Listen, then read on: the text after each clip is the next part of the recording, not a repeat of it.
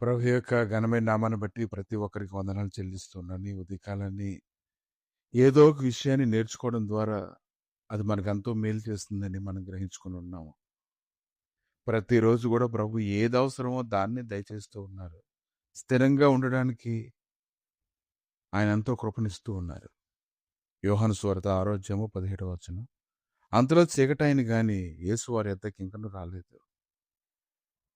కానీ మనకైతే ప్రభు అయితే ఏ చీకటి ఆవరించకుండా ఉండడానికి ఏదో ఒక విషయాన్ని ప్రతిరోజు మనం నేర్చుకునేలాగా, ఏనాటి ఆహారం ఆ రోజే పొందుకునేలాగా ఆయన కృపణిస్తూ ఉన్నారు. ఆదికాండము 6 అధ్యాయము 3 చూసినప్పుడు నోవహు అయితే ఒక పనికి పూనుకున్నాడు. అతడు పూనుకునేటువంటి పని మిగిలినటువంటి వారికి అది వెర్రితనంగా అనిపించొచ్చు.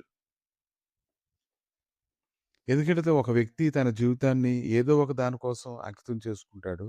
దాని కొరకు అతను జీవిస్తాడు. దాని కొరకు అతను జీవించి అది మంచిగా గాని, చెడ్డగా గాని తన జీవితాన్ని ముగించుకుంటూ ఉంటాడు.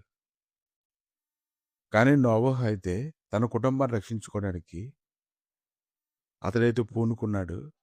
అది మిగిలినటువంటి వారందరికీ కూడా అది చాలా తెలివి తక్కువతనంగా అదొక వెర్రితనమైనటువంటి పనిగా అది అనిపించొచ్చు.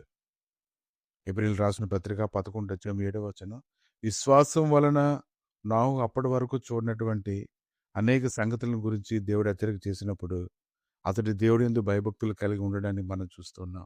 మన జీవితంలోని ఏ రోజు ఏది సంభవించనుందో మనకు తెలియదు కనుక, దేవుడికి మాత్రమే తెలుసు కనుక, ఆయన ఒక ఉద్దేశపూర్వకంగా ఒక ప్రణాళిక ద్వారా మనల్ని ఒక క్రమంగా నడిపిస్తారు గనుక, దైవభయం అనేది మనం కాపాడుకోవడం చాలా ప్రాముఖ్యమైనటువంటి విషయం.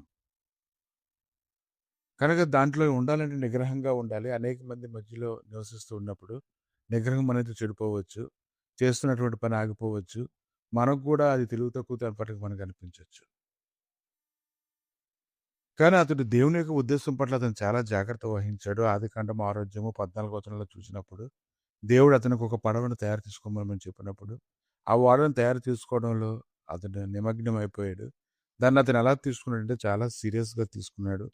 అతనికి అది అలవాటు పని లేనప్పటికీ కూడా చెప్పినటువంటి కొలతల ప్రకారంగా దాన్ని తయారు చేశాడు. ఇంకా తన ఇంట్లో ఉన్నటువంటి వారందరినీ కూడా సురక్షితంగా దేవుడు చెప్పినటువంటి ప్రతి జీవిని అందులోకి నడిపించడానికి అతడు సిద్ధంగా ఉన్నాడు.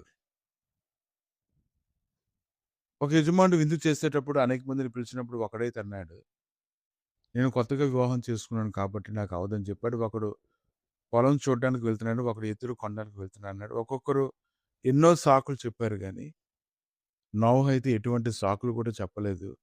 దేవుడు ఏదైతే చెప్పాడో అదంతా అతను చేస్తూనే ఉన్నాడు. తనకు ఆజ్ఞాపించిందంతా అతడు చేశాడు. తనకు ఆజ్ఞాపించిన దాన్ని చేసేటువంటి విషయం తర్వాత ఈ లోపుగా అతడు ఎన్నిటిని పోగొట్టుకున్నాడో కూడా మనకు తెలీదు.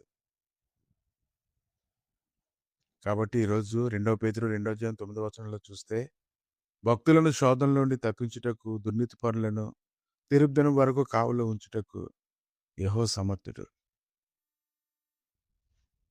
కాబట్టి నోవహు దేవుడు చెప్పింది చేసేసాడంటే అతను ఎంతగా ప్రార్థన చేసుకునే వ్యక్తిగా ఉన్నాడో కూడా మనం ఆలోచించాలి. దానికి లోబడి జీవించడానికి అతను ఎంతగా ఇష్టపడుతున్నాడో చూడాలి. అతని దేవుడిని ఎంత అధికంగా ప్రేమించాడో కూడా మనం తెలుసుకోగలగాలి.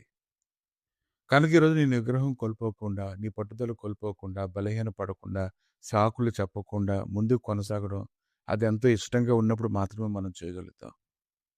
కనుక ఈ దినాన్ని నీ కుటుంబంలో కట్టుకోవడానికి ప్రభువు నీకు ఇచ్చిన ప్రతి సూచనలు, సలహాలు, ఉపదేశాలను నీ హృదయంలో తీసుకొని సాకులు చెప్పకుండా నువ్వు సిద్ధపడినట్లయితే నువ్వు శ్రేష్టమైనటువంటి ఆశీర్వాదాన్ని నువ్వు పొందుకుంటావు. అటువంటి ఆశీర్వాదంలోనికి దేవుడు మిమ్మల్ని నడిపించి బలపరచును గాక. ప్రభువా ఈ ఉదయకాలాన్ని నాయనా నువ్వు చెప్పేటువంటి ప్రతి ఉపదేశం మా మేలు కొరకు తండ్రి.